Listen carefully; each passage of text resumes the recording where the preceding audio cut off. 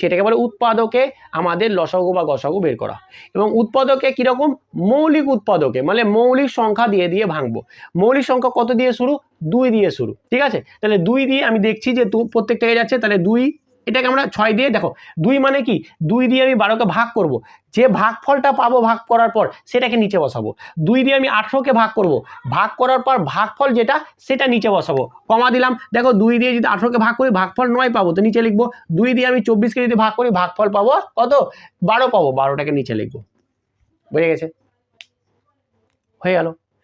এইবার দেখো আমরা, এবার দেখো প্রত্যেকটাকে আমার, দেখো যখন যখন দেখবো যে প্রত্যেকটাকে কোনো সংখ্যা দিয়ে যাচ্ছে আমি সেটাকে দেওয়ার চেষ্টা করব, ঠিক আছে। চলো আমি ওটাই বোঝাবার চেষ্টা করছি, কি বুঝাচ্ছি দেখে নাও। 3 দিয়ে দেখো আমি প্রত্যেকটাকে চলে যাচ্ছে, 3 দুগুণা 6, 3 তিরিকা 9, আর আমার 3 4 12। ভালো করে বোঝো, এইখানে এসে অনেক কিছু বোঝার আছে।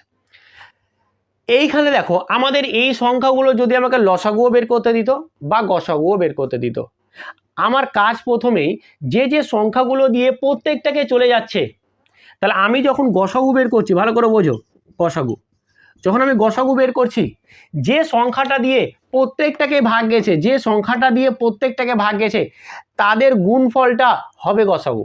হতে পারে কখনো কখনো একটা সংখ্যায় হচ্ছে তাহলে একটাই হবে, কিন্তু যদি মাল্টিপল হয়, যদি বেশি হয়, তখন তাহলে তাদের গুণফলটা হবে গসাগু। তাহলে দেখো এই 2 দিয়ে প্রত্যেকটাকে ভাগ গেছে, আবার এই 3 দিয়েও প্রত্যেকটাকে ভাগ গেছে, আর কিন্তু কোনো সংখ্যা দিয়ে প্রত্যেকটাকে ভাগ যাবে না, কোনো সংখ্যাকে প্রত্যেকটাকে ভাগ যেতে হবে।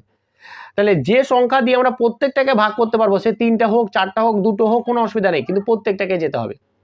তাহলে আমাদের প্রত্যেকটাকে ভাগ যাচ্ছে এই দুটো সংখ্যা দিয়ে, একটা হচ্ছে 2 গণিত হচ্ছে 3 সমান সমান হচ্ছে 6। তাহলে এই 3টে সংখ্যার গসাগু পেয়ে গেলাম আমি 6।